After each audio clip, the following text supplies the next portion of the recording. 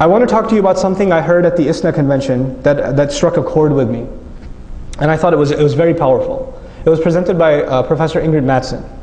And she talked about the difference between a cult and a community. So this is the last thing I'm sharing with you. The difference between a cult and a community. A community is a place where everybody's welcome. And diversity is appreciated. The fact that you are different is a good thing, because it adds to the texture and the depth and the richness of the community. A cult, however, demands that everybody be exactly the same. They should talk the same, they should dress the same, they should look the same, they should act the same. It's like this uniform thing. That's a cult. Now, in a community, when somebody makes a mistake, Muslims, we make mistakes. Somebody falls into sin. Somebody veers off the path. What a community does is it nurtures them and says, look, we all make mistakes, let me help you. And they can bring you back. And they can support you until you're back on your feet again. In other words, the community travels together, and when somebody trips and falls, there are others who can pick you up and take you along. In a cult, when somebody makes a mistake, they're kicked out. There's no tolerance. You got out of line, you're done. You're finished. In a community, you have this idea that when you want to engage and help people understand themselves better by open conversation. You want to be able to ask questions without being afraid of criticism. So for example, one of you has the right to ask me a question that other people might look at them, how could you ask that question?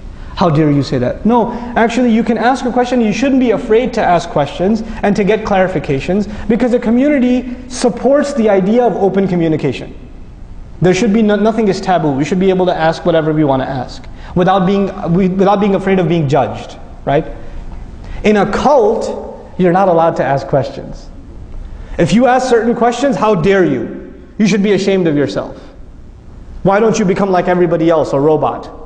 Right? So this idea of keeping uniformity. And finally, in a community, you have the urge to want to not only understand ourselves, but to understand our neighbors. So we'll go over to the church, we'll go over to the fire station, we'll go over to our neighbors and invite them over to us. And we'll say, tell us about your faith, we'll tell you about ours. وَتَعَاوَنُوا عَلَى الْبِرِّ وَالتَّقْوَى. Cooperate with each other in good things and in taqwa. You can do that. You can even agree to certain things with them. So now, a community would like to reach out and to be known and to identify itself as someone who can serve others. A cult, however, hates outside communication. They want to be isolated, cut off from everybody else. And what the cult does to their members, it tells them, don't listen to anybody else, because they'll mess you up. The only way you'll stay safe is if you listen to us. We've got the right Islam. Everybody else is deviant and out, they'll put waswasa and mess up your aqidah and this and that. So don't listen to this speaker, don't go to that convention, don't go to that masjid, don't go here, don't go there, don't go there, don't go there, because it'll all be, you'll get lost. We're trying to keep you safe. Right? So the cult tries to keep its members bubbled and outside the rest.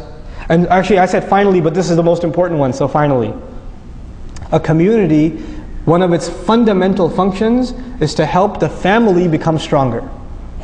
So in a community, it trains you to become a better father, a better husband, a better wife, a better son, a better daughter, a better neighbor. It makes you develop better relationships. Right? That's what a community does. You know what a cult does? It cuts you off from your family. You have conflicts in the house. You have disagreements and arguments. You have the home turns into a battlefield. Why? Because you're trying to turn your family doesn't agree with your cult, so the family became the enemy. And the cult will even come and say your family is a fitna. You should, they're dunya. We're calling you to deen, so leave your family. This is a cult. And the reason I make this distinction is a lot of masjids in this country are cults. A lot of masjids are cults. And what we need in this country is communities. We desperately need communities. We need to understand this difference, and we need to help our masjids come out of a cult and eventually become a community. And sometimes we're in between. We're kind of in between somewhere. And we're hoping that all of our masajid, inshallah ta'ala, are healthy, functioning communities. And they don't end up becoming cults. There's a very important distinction to make and an opportunity for us to move forward.